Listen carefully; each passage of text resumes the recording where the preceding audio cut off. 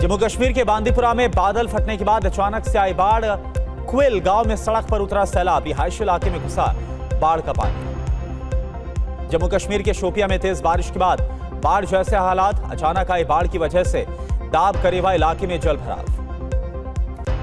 जम्मू कश्मीर के गांदरबल में flash flood की वजह से लैंडस्लाइड, सड़क पर मलबा जमा होने से हकनार और गुंड इलाके के बीच आवाजाही बाधित हुई। हिमाचल प्रदेश के हमीरपुर में तेज बारिश की वजह से बाढ़ जैसे हालात, सड़क बह जाने से कई गांवों का संपर्क कटा। नादौन इलाके में गिरी स्कूल की दीवार। उत्तराखंड के टिहरी गढ़वाल में बारिश की वजह से बढ़ी लैंडस्लाइड की घटनाएं। ऋषिकेश बद्रीनाथ हाईवे पर पहाड़ से गिरा मलबा, दोनों तरफ लगी वाहनों की कतार। पहाड़ों पर लगातार हो रही भारी बारिश की वजह से बढ़ा शारदा नदी का जलस्तर। चंपावत में नदी पर बने बैराज से 4 पहिया वाहनों की आवाजाही बंद हुई।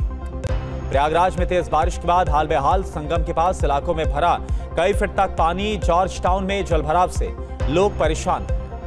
प्रयागराज में उफान पर बेलन नदी डैम से पानी छोड़े जाने पर पुलिया का एक हिस्सा बह गया। कोराव और देवघाट के बीच टूटा संपर्क। प्रयागराज में जलभराव पर अखिलेश यादव का तंज, बोले बनाने चले थे दिव्य।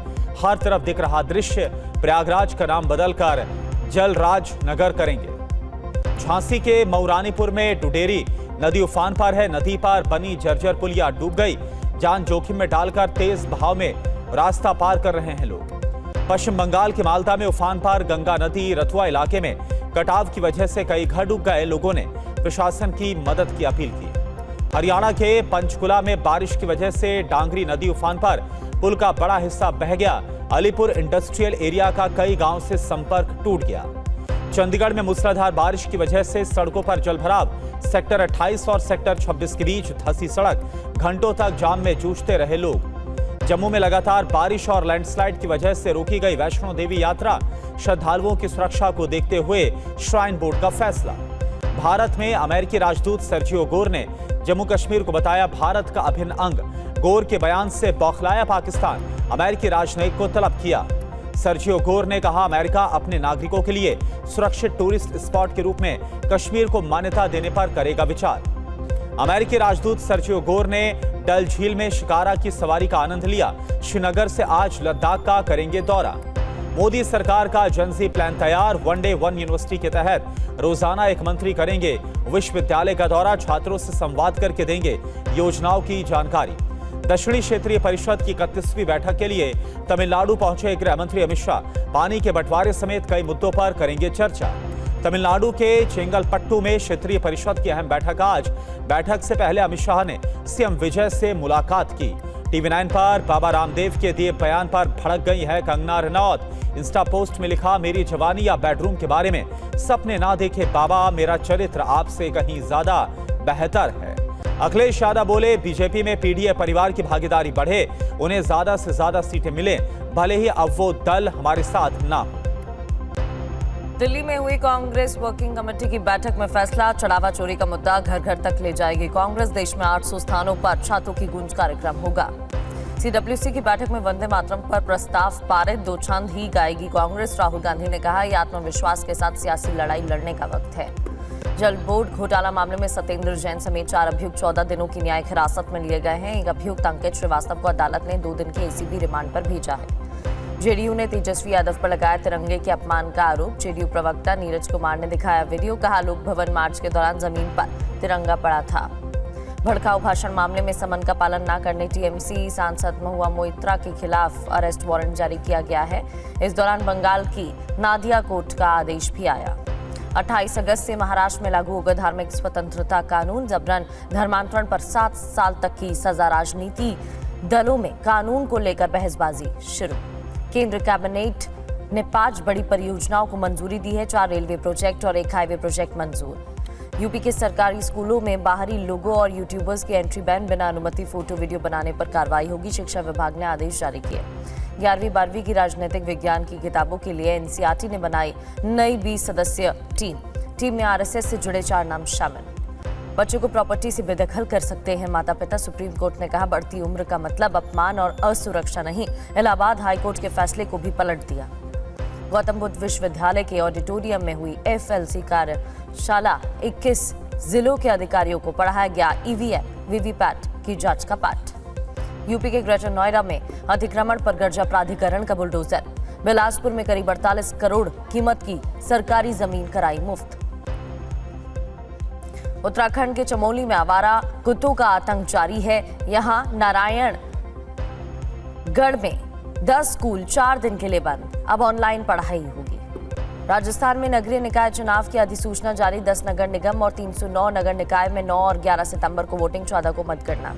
यूपी के रामपुर में ईडी का एक्शन। जौहर यूनिवर्सिटी से जुड़े मनी लॉन्ड्रिंग मामले में 10 ठिकानों पर छापामारी, कई दस्तावेज और डिजिटल रिकॉर्ड जब्त। सीबीएसई की 3 भाषा नीति पर सुप्रीम कोर्ट में आज सुनवाई होनी है। पिछली सुनवाई में कोर्ट ने सीबीएसई और एनसीईआरटी को नोटिस जारी कर जवाब मांगा था।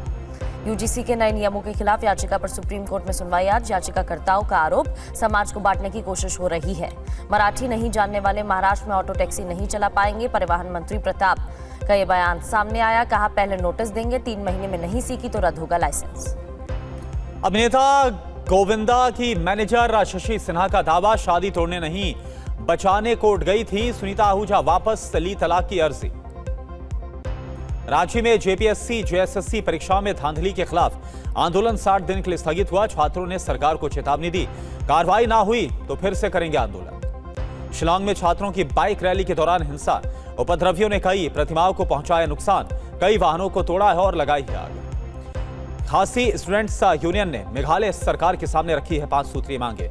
भर्ती प्रक्रियाओं में सुधार समेत कई मांगों को लेकर बाइक रैली का आयोजन किया गया था। यूपी के चंदौली में अतिक्रमण हटाने गई पुलिस की टीम पर ग्रामीणों का हमला हुआ। पुलिस और वन विभाग के कई कर्मचारी इसमें घायल हो गए। दिल्ली में कांग्रेस पार्षद हाजी शरीफ पर जोन चेयरमैन पंकज लूथरा के कार्यालय में हमला हुआ है। पुलिस की मौजूदगी में वकीलों ने पार्षद पर फेंकी है कुर्सियां। ग्रेटर नोएडा में लकड़ी और गत्ता बनाने वाली फैक्ट्री में लग गई भीषण आग, लाखों का नुकसान। इकोटेक 3 इलाके में हुई है यह घटना। दिल्ली के टिकरी कला में सीएनजी पंप पर ब्लास्ट हुआ, धमाके, मरने वालों की संख्या 4 हुई, 1 घायल। रिफिलिंग ट्रक से सीएनजी भरते वक्त यह धमाका हुआ। गुजरात के भावनगर में नकली शराब से अभी तक 5 लोगों की मौत, 20 लोग अस्पताल में भर्ती, 3 लोगों के खिलाफ केस दर्ज कर कार्रवाई शुरू। जम्मू कश्मीर के किश्तवाड़ में एक हीरू हाइड्रो प्रोजेक्ट साइट में हादसा हुआ, 1 मजदूर की मौत हो गई। यूपी के शाहजहांपुर में गंगा एक्सप्रेसवे पर गोवंश से टकराई कार, हादसे में 2 लोग घायल हुए, मेडिकल कॉलेज में भर्ती। भारत ने हॉकी वर्ल्ड कप में पाकिस्तान के खिलाफ दर्ज की धमाकेदार जीत, 5-3 से हराकर टूर्नामेंट से बाहर कर दिया। नीदरलैंड के वेगनर स्टेडियम में मुकाबला हुआ था। जयपुर में पत्नी ने पति को जूस में जहर मिलाकर पिलाया, अस्पताल ले जाने की जगह शहर में घूमती रही। प्रेमी से शादी करने के लिए साजिश रची गई, दोनों अभियुक्त गिरफ्तार। दिल्ली के अशोक विहार में महिला को बंधक बनाकर 75 लाख की लूट, पुलिस सीसीटीवी के आधार पर लुटेरों की तलाश में जुटी। दिल्ली के कल्याणपुरी में मामूली विवाद में युवक की चाकू मारकर हत्या, बचाव करने आए लोग घायल, गुस्साए लोगों ने पुलिस की गाड़ी में तोड़फोड़ की। गाजियाबाद के शालीमार गार्डन में 20 रुपए के लिए हुए विवाद में युवक की चाकू मार कर हत्या कर दी गई, अभियुक्त फरार, तलाश जारी। यूपी के कासगंज में गौ तस्करों और पुलिस के बीच मुठभेड़ की खबर, जवाबी कार्रवाई में 3 गौ तस्कर घायल, अवैध तमंचा कारतूस बरामद। दिल्ली में आईजीआई एयरपोर्ट पर कस्टम विभाग ने 523 ग्राम सोना जब्त किया। रियाद में मुंबई और फिर दिल्ली पहुंचा था यात्री। मेरठ में पति को दूसरी महिला के साथ देखकर पत्नी भड़क गई, दोनों महिलाओं के बीच जमकर मारपीट हो गई, सड़क पर गिराकर पीटा। यूपी के महोबा में पति ने 7 महीने की गर्भवती पत्नी को पीटा, 3 तलाक देकर घर से निकाला, परिजनों ने लगाए 10 लाख दहेज मांगने के आरोप। लद्दाख के मिनामर्ग चेक पोस्ट जाम में फंसी लड़की का सुरक्षा कर्मियों से बहस का वीडियो वायरल, कहा हम जेनजी। बुधवार को कांग्रेस वर्किंग कमेटी की बैठक हुई और करीब 3 घंटे तक ये बैठक चली है। इस बैठक में कांग्रेस के 88 नेता शामिल हुए। टीवी 9 को एक्सक्लूसिव जानकारी मिली है और इस जानकारी के मुताबिक बैठक में राहुल गांधी ने कहा कि आत्मविश्वास के साथ बिना डरे जोर शोर से सियासी लड़ाई लड़ने का ये सही समय है। बैठक में प्रियंका गांधी के 2 सुझावों को भी स्वीकार किया गया। प्रियंका ने पहला सुझाव दिया था कि छात्रों की गूंज कार्यक्रम 800 जगह पर हो, 800 स्थानों पर हो। इसे राहुल गांधी के अलावा दूसरे नेता भी करें। दूसरा सुझाव ये था कि चंदा चोरी का मुद्दा सिर्फ यूपी का मुद्दा नहीं है, इसे घर घर ले जाया जाए। बैठक में 4 मुद्दों पर सरकार के खिलाफ मुहिम छेड़ने को लेकर सहमति बनी। ये मुद्दे कौन से हैं? पेपर लीक का मुद्दा, चंदा चोरी, अरुणाचल में कथित चीनी घुसपैठ और परिसीमन का मुद्दा। कुमार विक्रांत हमारे संवाददाता में ज्वाइन कर चुके हैं। कुमार, कितनी देर ये बैठक चली है, ये जो प्रमुख मुद्दे उठाए गए हैं, क्या आने वाले समय में जितने राज्यों में चुनाव है वहां पर भी प्रभावी तौर पर इन मुद्दों को उठाया जा सकता है? ये देखिए, तकरीबन 3.25 घंटे ये बैठक चली, जिसमें सोनिया गांधी भी मौजूद थी और राहुल गांधी ने इस बैठक में साफ तौर पर कहा कि जिस तरीके से आखिरकार दबाव में आकर धर्मेंद्र प्रधान का इस्तीफा हुआ, जिस तरीके से पेपर लीक मामले में छात्रों ने मोदी सरकार को घेरा, तो ऐसे में ये वक्त है कि मोदी सरकार बैकफुट पर है और ऐसे में आपको कॉन्फिडेंट होकर के सरकार के खिलाफ मोर्चा खोलना है और सरकार से लड़ाई लड़नी है। इसमें डरने की बात नहीं है, वक्त बदल चुका है। और दूसरी बात, जो प्रियंका गांधी ने जो सुझाव दिए उनको मान लिया गया और साथ ही साथ परसीमन का मुद्दा हो, इस पर साफ तौर पर कहा गया कि जो हमारा स्टैंड है कि 543 सीटों में ही महिलाओं को आप आरक्षण दे दीजिए 1/3, हम उसके लिए तैयार हैं, लेकिन सीटें बढ़ाने के लिए हम तैयार नहीं है। और अहम बात ये भी रही कि जिस तरीके से वंदे मातरम का मुद्दा आया, तो उसमें कांग्रेस ने साफ कर दिया है कि अब कांग्रेस के निजी कार्यक्रमों में 1937 में सरदार पटेल, नेहरू, गांधी, रविन्द्रनाथ टैगोर और सुभाष चंद्र बोस, इन लोगों ने जो तय किया था कि 2 स्टैंजा गाए जाएंगे, तो कांग्रेस पार्टी ने तय किया है कि उसके कार्यक्रमों में 2 स्टैंजा ही निजी कार्यक्रमों में गाए जाएंगे, वो पूरा वंदे मातरम नहीं गाएंगे। ठीक है, बहुत बहुत शुक्रिया आपका कुमार, जानकारी देने के लिए। आगे बढ़ते हुए खबर इसी से जुड़ी बताते हैं, कुमार कुंदन भी इस पर जानकारी दे रहे थे और इस पर आपको जानकारी देते हैं कि कांग्रेस ने वंदे मातरम को लेकर अपना रुख साफ कर दिया है। आपको बता दें कि पार्टी 1937 में हुई कांग्रेस बैठक में लिए गए फैसले का पालन करेगी, ये कहा गया है। कुमार विक्रांत इसको लेकर जानकारी भी दे रहे थे। दरअसल ये बैठक जब हुई तो 4 मुद्दे प्रमुख तौर पर उठाए गए और इस बैठक के दौरान वंदे मातरम को लेकर विपक्ष ने, कांग्रेस ने अपना रुख साफ किया। पार्टी 1937 में हुई कांग्रेस बैठक में लिए गए फैसले का पालन करेगी। इसके तहत पार्टी के कार्यक्रमों में वंदे मातरम की शुरुआती 2 अंतरे ही गाए जाएंगे, 2 छंद ही गाए जाएंगे। और कांग्रेस नेता जयराम रमेश ने आरोप लगाया कि बीजेपी राष्ट्रीय मुद्दों को तोड़ मरोड़ कर पेश कर रही है और पेपर लीक सहित अन्य मुद्दों से ध्यान भटकाने के लिए इस विषय को उठा रही है। वहीं बीजेपी का क्या कहना है? बीजेपी ने कहा कि वंदे मातरम पर कांग्रेस के रुख से आजादी की लड़ाई का कॉपीराइट होने का कांग्रेस का दावा खंडित है। जंतर मंतर पर कॉकरोच जनता पार्टी और जेनजी का आंदोलन खत्म हो चुका है, लेकिन जेनजी पर कंगना के गटर वाले बयान पर राजनीति रुकने का नाम नहीं ले रही। टीवी 9 पर बाबा रामदेव ने कंगना के बयान को उनके बिगड़े दिमाग की निशानी बता दिया। ऐसे में कंगना कहां चुप रहने वाली थी। उन्होंने बाबा रामदेव के इंस्टाग्राम पर पोस्ट लिख डाला कि बाबा जी, मेरी जवानी और बेडरूम के सपने देखने बंद कीजिए। आप देखिए हमारी खास रिपोर्ट।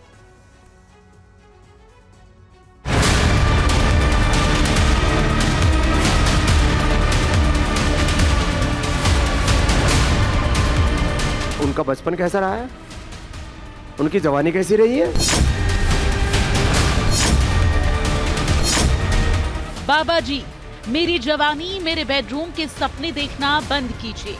देश के जवान को, जेनजीज को गटर पटर बोलना, ये बिगड़े हुए दिमाग की निशानी है। मुझे चरित्र का पाठ ना पढ़ाएं। मेरा चरित्र आपसे तो बहुत बेहतर है। योग की प्रशंसा करे तो मैं उनके गुनाहों को यहाँ पर लिपापोती कर दूं। अफवाहों और गॉसिप के आधार पर अनुमान ना लगाएं। जेनजी को लेकर बीजेपी सांसद और अभिनेत्री कंगना रनौत और बाबा रामदेव के बीच बयानबाजी का नया दौर शुरू हो चुका है। कंगना ने जेनजी को गटर जनरेशन कहा तो बाबा रामदेव ने टीवी 9 के खास शो सत्ता सम्मेलन में कंगना के बयान को उनके बिगड़े दिमाग की निशानी बताया। अब कंगना ने बाबा रामदेव को जवाब दिया है। कंगना का जवाब दिखाएंगे, लेकिन उससे पहले आप बाबा रामदेव का वो बयान सुन लीजिए।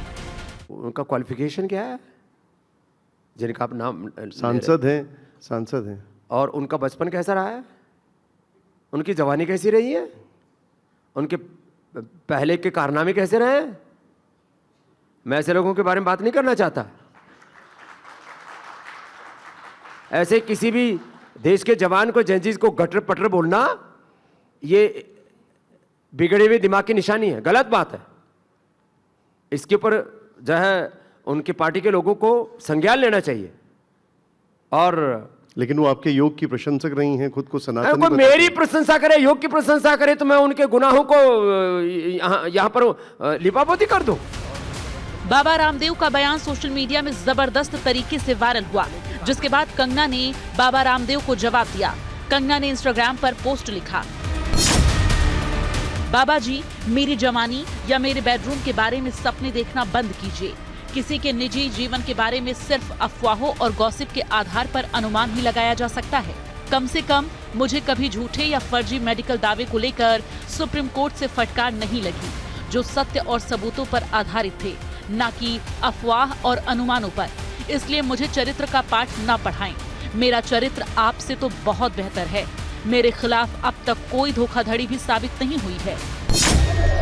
दरअसल ये पूरा विवाद जंतर मंतर पर सीजेपी प्रोटेस्ट के दौरान शेयर की गई जेनजी की आपत्तिजनक रील को लेकर शुरू हुई, जिन पर कंगना ने कहा था कि इनकी भाषा अश्लील है, व्यवहार कच्चा है, ये वेस्टर्न कल्चर से प्रभावित नई पीढ़ी है, इन्हें मैं जनरेशन गटर कहती हूँ।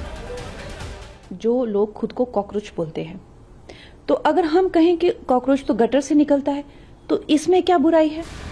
कंगना रनौत और स्वामी रामदेव के बीच हुए जुबानी जंग पर टीवी 9 के खास शो 5 एडिटर में बाबा बागेश्वर ने अपनी राय रखी। कंगना रनौत ने कुछ चीजें अंडरलाइन की। उनका ऑब्जर्वेशन था कि ये गटर छाप लोग हैं क्या, ये माँ बाप के पैसों पर पलते हैं और ये नशे में लिप्त रहते हैं। उन्होंने इसको लेकर एक स्वीपिंग स्टेटमेंट दिया और भी बहुत कुछ कहा गया, उसको अभी जुबान पर लाना ठीक नहीं। उसको आप कैसे देखते हैं? राजनेता हैं तो हम इतनी बात तो नहीं कह सकते, किसी राजनेताओं पर टिप्पणी नहीं कर सकते, पर इतना कह सकते हैं कि सब उंगलियां एक जैसी नहीं होती। एक उंगली किसी पर उठाने के पहले 3 उंगलियां हमारी तरफ मुड़ के कहती हैं, भैया तू अपनी अंदर झांक ले, और अंगूठा परमात्मा की तरफ कहता है कि ईश्वर को भी तो देख ले।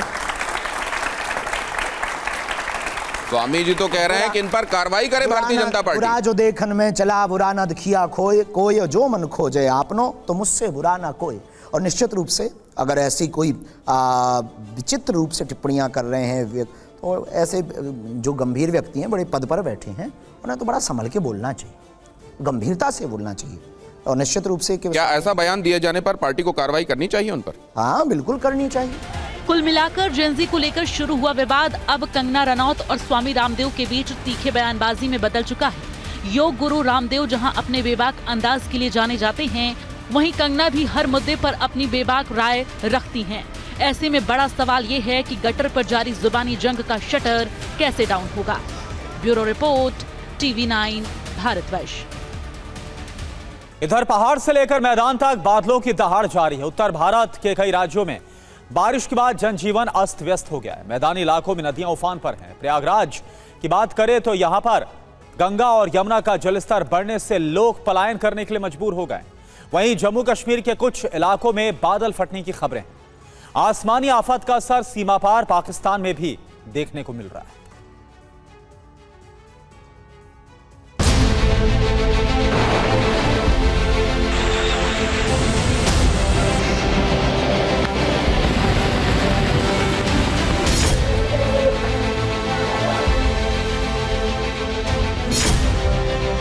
उत्तर भारत के राज्यों में बाढ़ बारिश की वजह से हालात लगातार बिगड़ रहे हैं।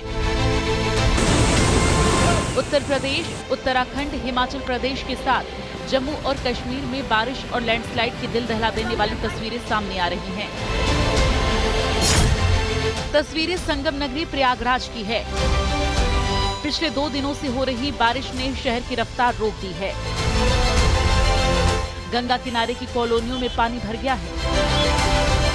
बढ़ते जलस्तर की वजह से बड़े हनुमान मंदिर के आसपास के परिवार पलायन को मजबूर हैं।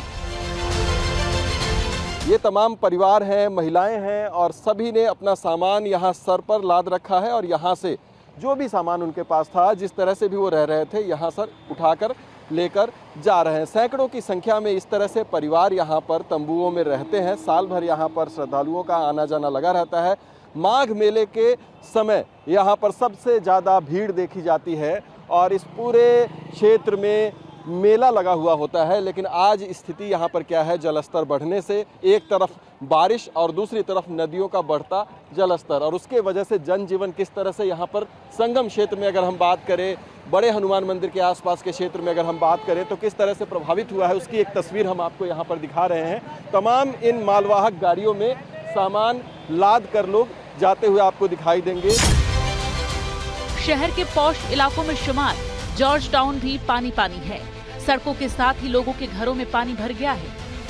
सामने आप देखिए, यहाँ पर आपको महिलाएं भी नजर आएंगी और पूरा का पूरा जो रास्ता है वो जलमग्न आपको दिखाई देगा। पूरी रिहायशी कॉलोनी है यहाँ पर, और लोगों की परेशानी आप इन तस्वीरों से समझ सकते हैं कि यहाँ पर ये पंप सेट भी लगाया गया था। एक पंप सेट आप देख सकते हैं, पानी को निकालने के लिए पंप सेट लगाया गया था, लेकिन फिलहाल ये भी बंद पड़ा हुआ है, क्योंकि पानी अगर यहाँ से निकालेंगे तो आगे भेजेंगे कहाँ। तमाम नाले जो हैं वो भी भरे हुए हैं, यानी कि ओवरफ्लो हो रहे हैं नाले, और उसके कारण यहाँ से पानी की निकासी नहीं हो पा रही। और जब पानी की निकासी नहीं हो पाएगी तो इसी तरीके से जलमग्न रहेगा पूरा का पूरा रिहायशी इलाका। हालांकि गंगा और यमुना का जलस्तर अभी खतरे के निशान पर नहीं पहुंचा है, लेकिन हर घंटे जलस्तर में 2.5 सेंटीमीटर का इजाफा हो रहा है। हिमाचल प्रदेश में लगातार बारिश से नदी और नाले उफान पर हैं।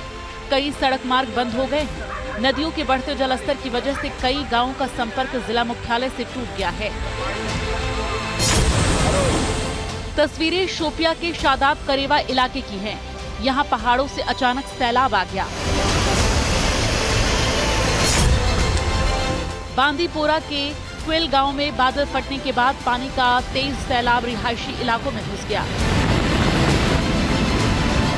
पानी का बहाव इतना तेज था कि लोग डर से घर छोड़कर ऊंचाई वाले इलाकों में शिफ्ट हो। राजीव गांधी की जयंती के मौके पर उन्हें श्रद्धांजलि देने के लिए इस वक्त सोनिया गांधी आपको नजर आ रही, राहुल गांधी आपको नजर आ रहे, मल्लिकार्जुन खड़गे आपको नजर आ रहे हैं। राजीव गांधी की 82वीं जयंती और वीर भूमि में राजीव गांधी को श्रद्धांजलि देने के लिए कांग्रेस नेता पहुंचे हुए हैं। राहुल गांधी ने राजीव गांधी को नमन किया, जैसा तस्वीर आप वीरभूमि से देख पा रहे हैं। ये तस्वीर आपके सामने मल्लिकार्जुन खड़गे आपको नजर आ रहे हैं और उनके साथ में राहुल गांधी उनके साथ ही चलते हुए, और उन्होंने राजीव गांधी को श्रद्धांजलि दी है, उन्हें नमन किया है। माटी में मिल जाना, आखिर माटी में मिल जाना, माटी में मिल जाना, आखिर माटी में मिल जाना। और देखिए आप कांग्रेस के अध्यक्ष मल्लिकार्जुन खड़गे आपको नजर आ रहे हैं, जो कि पुष्प अर्पित करते हुए, और ठीक उनके पीछे आपको सोनिया गांधी नजर आ रही हैं और केसी वेणुगोपाल भी आपको तस्वीरों में नजर आ रहे हैं। 82वीं जयंती आज पूर्व प्रधानमंत्री राजीव गांधी की, और वीरभूमि से ये लाइव तस्वीर इस वक्त आपको हम दिखा रहे हैं। पुष्प अर्पित करते हुए मल्लिकार्जुन खड़गे नमन किया उन्होंने। ये तस्वीर आपके सामने। माटी का कलबूत बनाया, माटी का कलबूत बनाया, जिसमें भंवर बनाया, फिर माटी में। और तस्वीरों में आपको प्रियंका गांधी भी नजर आ रही है, और साथ में रॉबर्ट वाड्रा भी आपको नजर आ रहे हैं तस्वीरों में।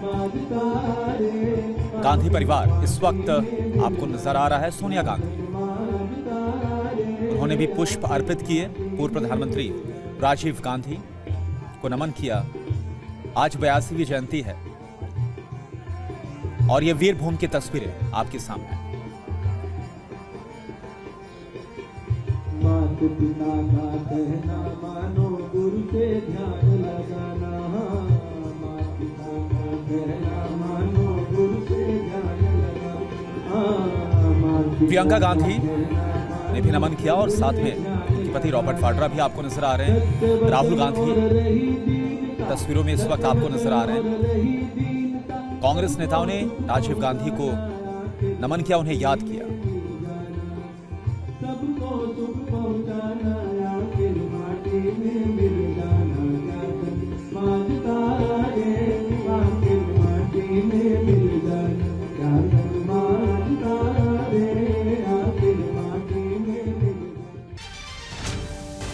चेन्नई में गृह मंत्री अमित शाह और मुख्यमंत्री विजय के बीच मुलाकात। तस्वीर आपके सामने। आज तमिलनाडु के कोवलम में दक्षिणी क्षेत्रीय परिषद की बैठक है। दक्षिणी क्षेत्रीय परिषद की बैठक की अध्यक्षता करेंगे गृह मंत्री अमित शाह। बैठक में दक्षिणी राज्यों के मुख्यमंत्री भी हिस्सा लेंगे। चुनाव के समय राजनीतिक दल मतदाताओं से तरह तरह के वायदे करते हैं, लोक लुभावन योजनाएं शुरू करते हैं, लेकिन क्या वोटर्स को रिझाने के लिए स्कूटी और मोबाइल फोन भी दिया जा रहा है? वो भी प्रधानमंत्री मोदी जैसे बड़े नेता सोशल मीडिया और व्हाट्सएप पर वायरल हो रहे मैसेज में ऐसा ही दावा किया जा रहा है। TV9 वायरल टेस्ट में करेंगे आज इसी दावे की पड़ताल। दोस्तों, 15 अगस्त शनिवार के दिन इस स्वतंत्रता दिवस की खुशी में 1.5 लाख रुपए वाली स्कूटी और मोबाइल फ्री में मिलेगा। जिनके पास आधार कार्ड है वो अभी आवेदन कर सकते हैं। ये वीडियो कोई इंस्टाग्राम पर शेयर कर रहा है तो कोई फेसबुक पर, एक्स पर भी ये वीडियो और इसके साथ किया जा रहा मैसेज काफी वायरल है। दावा किया जा रहा है कि सरकार सभी देशवासियों को स्कूटी और नया मोबाइल फोन मुफ्त दे रही है। योजना का लाभ लेने के लिए सिर्फ आधार कार्ड होना चाहिए। लोगों के मोबाइल पर भी इस तरह के दावे वाले मैसेज आ रहे हैं। एक यूजर ने सोशल मीडिया पर लिखा है, 15 से 30 अगस्त के बीच सबको स्कूटी और नया मोबाइल फोन मुफ्त मिलेगा। कई और सोशल मीडिया यूजर्स इस तरह के दावे कर रहे हैं। व्हाट्सएप, इंस्टाग्राम और फेसबुक पर यह वीडियो खूब शेयर हो रहा है। TV9 की इन्वेस्टिगेशन टीम की नजर जब ऐसे दावों पर पड़ी तो हमारी टीम ने सच्चाई का पता लगाने का फैसला किया। TV9 की वायरल टेस्ट टीम को यह पता लगाना था कि क्या सरकार ने ऐसी कोई योजना शुरू की है जिसके तहत आधार कार्ड धारकों को मुफ्त में स्कूटी और नया मोबाइल मिल रहा है। ये पता लगाने के लिए हमारी टीम ने सरकार की आधिकारिक वेबसाइटों को खंगालना शुरू किया। हमें किसी भी वेबसाइट पर ऐसी किसी भी योजना की जानकारी नहीं मिली जैसा सोशल मीडिया पर दावा किया जा रहा है। पड़ताल में हमने ये भी पाया कि पीएम मोदी का जो वीडियो वायरल हो रहा है वो पूरी तरह से फेक है। उन्होंने ऐसा कोई वादा नहीं किया है और न ही सरकार ने ऐसी कोई स्कीम शुरू की है। वायरल वीडियो में जो URL अनुति PS ऑनलाइन दिख रहा है ये कोई सरकारी वेबसाइट नहीं है, क्योंकि सरकारी वेबसाइट्स के अंत में अमूमन gov.in और nic.in लिखा होता है।